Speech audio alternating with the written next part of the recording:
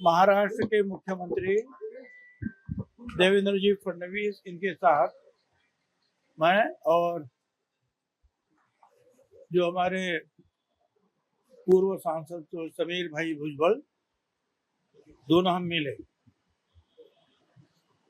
और जो चला है, जो मामला जो आप जानते हैं कि राज्य में जो चला है, ओबीसी की मीटिंगें हो रही है, बैठकें हो रही है और मीडिया में यो सब आ रहा है सबके सामने। उसके ऊपर जो है बहुत ठीक ढंग से जो है चर्चा उन्होंने की और उन्होंने ये भी कहा कि बिल्कुल आपको सब लोगों को हमको मानना ही चाहिए कि दूसरे कई कारण तो बिल्कुल है कि जो हमारी जीत इतने बड़े पैमाने पर हुई, मगर साथ साथ इसमें जो हमारे ओबीसी का जो घटक है उनका आशीर्वाद बहुत बड़े पैमाने पर हमें महायुति को मिला, इसलिए इतने एक महाविजय हमने प्राप्त किया है।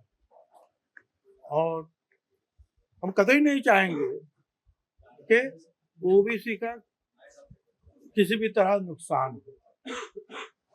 जो हो रहा है, लोगों की जो रास्ता रोको या और कुछ, इसमें जो ओबीसी नाराज है ये मैं भी समझता हूँ। अब कल ही जो है समझो ना कि यह अधिवेशन खत्म हुआ है, मैं उसके ऊपर जरूर विचार करता हूँ, बातचीत करता हूँ। आजकल आप जानते हैं कि स्कूलों को भी छुट्टी है, एक दूसरा एक वातावरण है, नए साल का जो है 6-7 दिन में आ रहा है, तो मुझे एक 10-12 दिन आपको देना चाहिए। और मेरी विनती है लोगों को और सारे ओबीसी के नेताओं और सब कार्यकर्ताओं को कहो कि आप शांति के साथ इस मामले को आगे लेकर जाएंगे और इसके लिए जो समय हमें चाहिए उस समय आपसे मैं मांगता हूँ।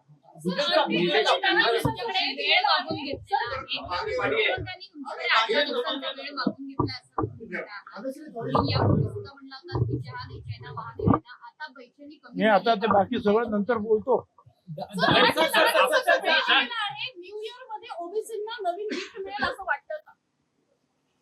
असं आहे, त्यांनी सांगितलं ओबीसीचं मी नुकसान अजिबात होऊ देणार नाही, ओबीसीची नाराजी आपल्याला दूर करावीच लागेल।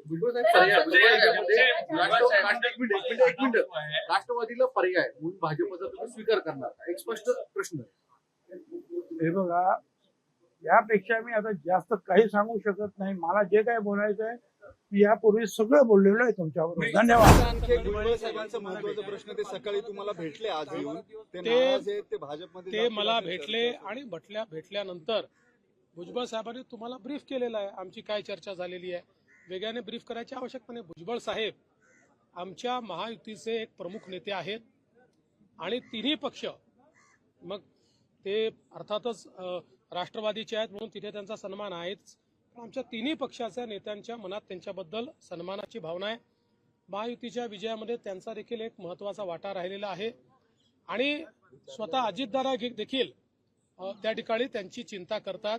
मुळातच भुजबळ साहेबांना ज्यावेळेस अजितदादांनी मंत्रिमंडळामध्ये घेतलं त्यावेळी भुजबळ साहेबांना डावलण्याचा त्यांचा हेतू नव्हता। त्यांनी मला सांगितलं की आमची इच्छा आहे की आमचा पक्ष हा राष्ट्रीय पक्ष राहिलेला आहे, आम्हाला तो राष्ट्रीय स्तरावर मोठा करायचा आहे आणि राष्ट्रीय स्तरावर भुजबळ साहेबांसारखा एक नेता ज्याला देशाच्या अन्य राज्यातही मान्यता आहे त्यांना आम्हाला राष्ट्रीय पातळीवर पाठवायचं आहे।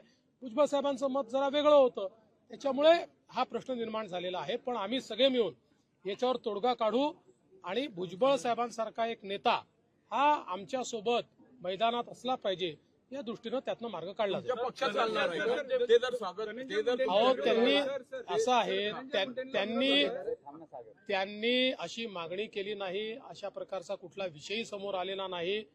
शेवटी राष्ट्रवादी काँग्रेस, आम्ही आणि शिवसेना ती काही एकत्रित आहोत ना, त्यामुळे आम्ही कशाला म्हणजे अशा प्रकारच्या काही भावनाच नाहीत। आम्ही एकत्रित आहोत, निर्णय एकत्रित करायचे आहेत आणि त्यांच्याबद्दल तिन्ही पक्षांमध्ये आदर आहे।